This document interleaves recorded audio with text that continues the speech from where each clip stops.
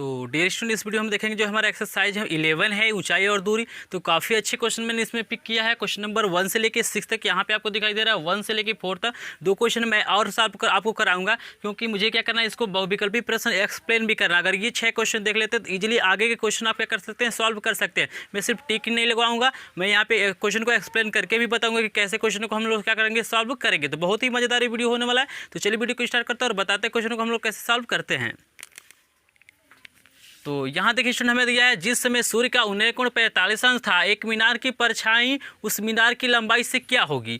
तो यहाँ पे देखिए एग्जाम्पल के रूप में आप देख सकते हैं, यहाँ पे मैं इसको सॉल्व कर रहा हूँ। यहाँ पे एक मीनार है, ठीक है ना, ये इसकी छाया। तो छाया कभी भी क्या होता है, नीचे वाला होता है। अगर मीनार यहाँ है, यहाँ पे मान लीजिए अगर सन है, यहाँ पे सूर्य है, तो ये हमारा नीचे वाला जो पार्ट है ना, ये वाला आप देख सकते हैं, यही हमारा छाया होगा। तो ये लिखते हैं, ये बी लिखते हैं, यहाँ पे सी लिख रहे हैं। यहाँ पे हमको दिया हुआ है 45 अंश, ठीक है ना। तो हमें पूछ रहा है कि भाई जो हमारा मीनार की परछाई है, यानी CB है चाहे BC है, वो क्या हो रहा है, उस मीनार की लंबाई से क्या हो रहा है। तो इजीली हम निकाल सकते हैं। देखिए हमें ये लेना है और ये लेना है। मीनार ये हो गया, तो मैं आगे बताऊंगा कि यहाँ पे माना जाता है कि ये भी मीनार है, BC उसकी छाया है, उन्नयन कोण हमारा है। तो आगे के जो क्वेश्चन मैं सॉल्व कराऊंगा तो वहाँ पे मैं बताऊंगा कि कैसे माना जाता है। इजीली वहाँ पे क्वेश्चन सॉल्व, बस यहाँ पे मैं आपको समझा देता हूँ कि कैसे इसको सॉल्व करते हैं, ठीक है ना। तो ये हमारे AB मीनार है, BC क्या है, उसकी छाया। इस चीज़ को लिख भी सकते हैं। तो देखिए हमने आपको फार्मूला बताया था कि लाल बटा कक्का बताया था। यहाँ पर मैंने आपको बताया था याद करने का, लाल बटा कक्का बताया था। तो मैंने पहला अनुपात होता है लंब बटा कोण, हमारा साइन होता है। दूसरा वाला हमारा कॉस होता है और तीसरा वाला क्या होता है, हमारा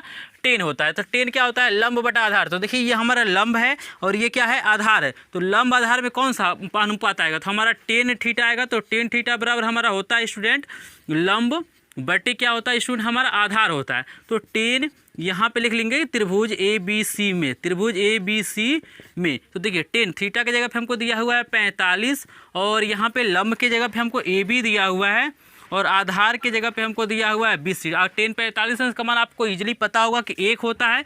तो 1 बराबर हो जाएगा AB बटा BC। इसके नीचे 1 मानेंगे, त्रिय गुणा करेंगे तो क्या हो जाएगा, BC बराबर स्टूडेंट हमारा क्या हो जाएगा, AB।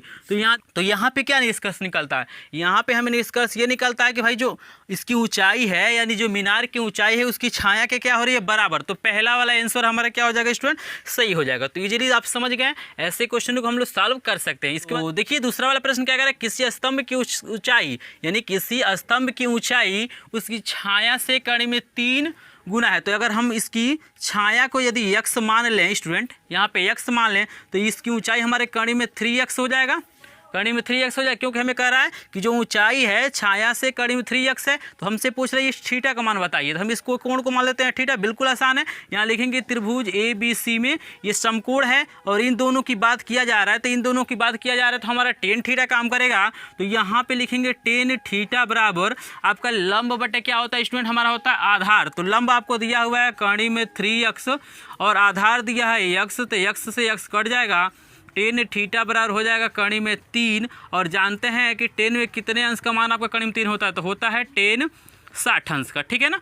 तो यहाँ से 10 थीटा कट जाएगा, थीटा की जो वैल्यू हो जाएगी हमारी 60 अंश हो जाएगी। तो इजीली हमारे जो आंसर हो जाएगा क्या हो जाएगा, B नंबर पे आपको क्या करना है, टिक कर लेना है। फिर देखिए स्टूडेंट कह रहा है एक मीनार के आधार से 20 मीटर दूरी पर भूमि पर स्थित एक बिंदु से मीनार की चोटी का उन्नयन कोण 30 अंश बना। बिल्कुल यही चित्र होगा। यहाँ पे मैं यहाँ पे चित्र बना लेता हूँ, ठीक है। यहाँ पे A लिख देता हूँ, यहाँ पे B लिख देता हूँ, यहाँ पे C लिख देता हूँ, ठीक है ना। हमें कह रहा है कि 20 मीटर दूरी पर, यहाँ से बता रहा है कि यहाँ से लेके यहाँ तक 20 मीटर की दूरी पर कह रहा है एक बिंदु से मीनार की चोटी का उन्नयन कोण, यहाँ पे उन्नयन कोण आपका कितना दिया हुआ है, 30 अंश दिया है, ठीक है ना। उन्नयन कोण का मतलब क्या होता है, जब कोई व्यक्ति क्या होता है नीचे से ऊपर देखता है तो वहाँ पे उन्नयन कोण बनता है और ऊपर से नीचे देखता है तो वहाँ पे अवनमन कोण बनता है। इजीली आपको समझ में आ रहा है। तो यहाँ से पूछ रहा है मीनार की ऊंचाई, तो मीनार की ऊंचाई को हम h मान लेते हैं। तो देखिए यहाँ भी क्या है, ये लंब है, ये आधार है, लंब आधार में टेन थीटा लगता है। तो यहाँ लिखेंगे त्रिभुज ABC में, तो यहाँ हो जाएगा 10 30 अंश बराबर हमारा क्या हो जाएगा, लंब बटा आधार, यानी h बटे क्या हो जाएगा आपका 20 हो जाएगा, ठीक है ना। अब इसके बारे में बहुत डिटेल से बताऊंगा जब मैं क्वेश्चन आपको सॉल्व कराऊंगा। तो बहुविकल्पी है, यहाँ पे मैं आपको एक्सप्लेन कर दे रहा हूँ। यहाँ पे क्या देखिए 30 अंश का मान हमारा होता है 1 बटे कड़ी में 3 बराबर h बटे क्या होता है 20। गुणा करेंगे तो आपका हो जाएगा यहाँ पे कड़ी में 3h बराबर हो जाएगा 20, यानी h बराबर हो जाएगा 20 बटे कड़ी में 3। आप चाहें तो देखिए ये आंसर दिया हुआ है कि नहीं दिया, 20 बटे कड़ी में 3 दिया है। तो यहाँ देखिए 20 बटे हमारा 3 कड़ी में 3 है, ये होगा नहीं। 20 बटे हमारा दिया नहीं है, ये आंसर है। तो कड़ी में 3 से ऊपर नीचे क्या करेंगे, गुणा करेंगे ताकि ये कड़ी हट जाए। तो यहाँ हो जाएगा 20 कड़ी में 3 बटे क्या हो जाएगा 3। तो यहाँ देखिए स्टूडेंट 20 कड़ी में 3 बटे 3 भी नहीं है और हमारा क्या है 20 बटे कड़ी में 3 नहीं है। तो ये इसमें ये वाला आंसर है ही नहीं, तो इसमें हमारा आंसर हो जाएगा इनमें से कोई नहीं। इसी प्रकार दिया हुआ है यदि सूर्य का उन्नयन कोण 45 अंश है। अब देखिए ये वाला चित्र आ गया, यहाँ पे मेरा ये वाला सूर्य वाला आ गया, तो ये 45 अंश दिया हुआ है, ठीक है ना। उसके बाद कह रहा है कि तब h मीटर के स्तंभ की परछाई होगी। तो ये हमारा ऊंचाई कितना है, h है। तो यहाँ से कह रहा है कि आप बता दें इसकी परछाई। तो इसकी परछाई को हम यहाँ पे x मानते हैं। तो यहाँ पे जब त्रिभुज ABC में लेंगे तो यहाँ भी होगा 10 45 अंश बराबर h बटा x हो जाएगा। और मैंने बताया कि 45 अंश पे क्या होता है, दोनों आपस में बराबर होते हैं। तो आपका क्या हो जाएगा, यहाँ पे 10 45 अंश का मान 1 होता है और 1 बराबर हो जाएगा h बटा x। गुणा करेंगे तो h बराबर क्या हो जाएगा x। तो दोनों आपस में क्या हो जाएंगे, बराबर हो जा रहे हैं। यानी हमारा आंसर जो हो जाएगा h मीटर हो जाएगा। यानी अगर क्या है ऊंचाई h है तो इसकी जो परछाई है वो भी क्या हो जाएगी, h हो जाएगी। कब होगा, जब 45 अंश का कोण सूर्य बनाएगा। तो इजीली हमारा क्या हो गया, यहाँ पे 4 क्वेश्चन इजीली सॉल्व हो गए। और चलिए देखते हैं 5 नंबर और 6 नंबर प्रश्न को कैसे सॉल्व करते हैं। तो देखिए स्टूडेंट हमारे जो क्वेश्चन नंबर 6 है बहुत ही इंपॉर्टेंट प्रश्न है। इसमें देखिए बहुत से लोग इसमें कंफ्यूज हो जाते हैं। जैसे अन्य सवालों में क्या दिया था, 30 अंश दिया था, 60 अंश दिया था, आपको क्या दिया था 90 अंश दिया था, लेकिन यहाँ पे क्या दिया है पाई के रूप में दिया है। तो मैं इसको बताऊंगा क्या ट्रिक है जिससे हम क्या कर सकते हैं, आसानी से इस क्वेश्चन को हम लोग विकल्प छाड़ सकते हैं। तो चलिए पहले देख लेते हैं क्वेश्चन नंबर 5 को। तो पांचवा में क्या कर रहा है, एक पेड़ सतह पर उजागर खड़ा है। तो मैं ये इसका फिगर बना लेता हूँ। ये मान लीजिए पेड़ हो गया, ठीक है ना। अब कह रहा है कि पेड़ से 10 कड़ी में 3 मीटर दूर सतह पर किसी बिंदु, यहाँ पे इससे कुछ दूरी पे मैं एक बिंदु ले लेता हूँ। देखिए इसकी दूरी दिया हुआ है 10 कड़ी में 3 दिया हुआ है और कह रहा है ऊपरी चोटी का उन्नयन कोण 60 अंश। यानी पेड़ को क्या किया जा रहा है, यहाँ से जब देखा जा रहा है तो ये जो कोण हमारा बन रहा है 60 अंश का बन रहा है, ठीक है ना।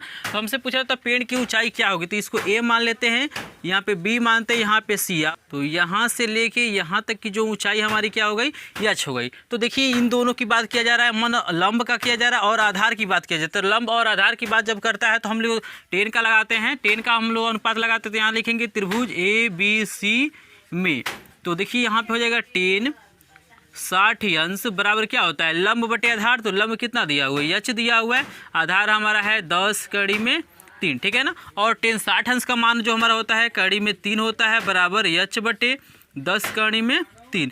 इसके नीचे 1 मानते, इसका हम कर लेते हैं तिरिया गुणा। तो तिरिया गुणा करेंगे तो देखिएगा ये 10 तो हमारा रहेगा ही, कड़ी में 3 गुणे कड़ी में 3 हमारा 3 हो जाएगा। यानी 10 3 क्या हो जाएगा 30 बराबर h। यानी h यानी ऊंचाई जो हमारा हो जाएगा 30 मीटर। तो आप विकल्प में देख सकते हैं 30 मीटर क्या है, ये पहला वाला हमारा विकल्प क्या हो जाएगा, सही हो जाएगा। अब देखिए हम दूसरा वाला क्वेश्चन समझ लेते हैं स्टूडेंट। तो देखिए आप, तो पाई का मान हमारा स्टूडेंट होता है अंश में 180 अंश होता है। पाई का मान कितना होता है 180। तो देखिए इसका मतलब क्या हो जाएगा, 180 में जब हम 4 से भाग करेंगे तो पहला वाला जो विकल्प होगा इसमें 4 से भाग करेंगे तो 4 जो 16 यानी 45 अंश हो जाएगा। पहला वाला हमारा 45 अंश होगा। 3 से जब भाग करेंगे तो कितना हो जाएगा, दूसरा वाला हमारा क्या हो जाएगा आपका 60 अंश निकल के आएगा, ठीक है ना। और तीसरा वाला क्या हो जाएगा, 6 से भाग करेंगे तो ये आपका कितना हो जाएगा 30 अंश आ जाएगा। और ये इनमें से कोई नहीं है। तो चलिए पहले क्वेश्चन को सॉल्व करते हैं, देखते हैं हमारी वैल्यू क्या आती है। तो यहाँ पे दिया गया किसी समय एक स्तंभ की परछाई उसकी लंबाई के बराबर है, तब सूर्य का उन्नयन कोण ज्ञात किया। तो मैंने पहला सवाल ही सॉल्व कराया था इसका, तो वो कितना आया था 45 अंश पे क्या होता है, दोनों मान क्या होते हैं हमारे बराबर होते हैं। आप इजीली देख सकते हैं। जैसे मान लीजिए यहाँ पे हम इस फिगर को बना लेते हैं, ऐसे हम फिगर बना लेते हैं।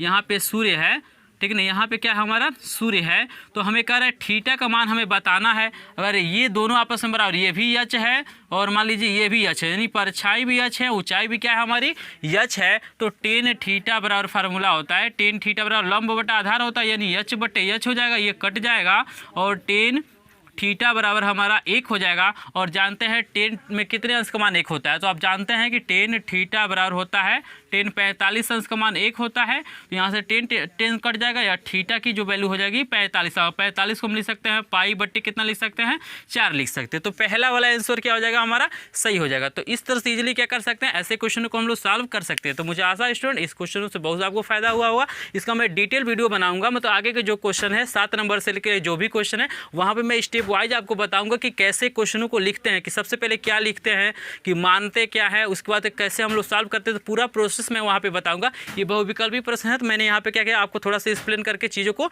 बता दिया। तो मुझे आशा है ये क्वेश्चन आपको समझ में, अगर क्वेश्चन समझ में तो वीडियो को लाइक कीजिएगा, चैनल पर नहीं तो सब्सक्राइब कीजिए। मिलते हैं आपसे नेक्स्ट क्वेश्चन नेक्स्ट वीडियो में, तब तक के लिए धन्यवाद।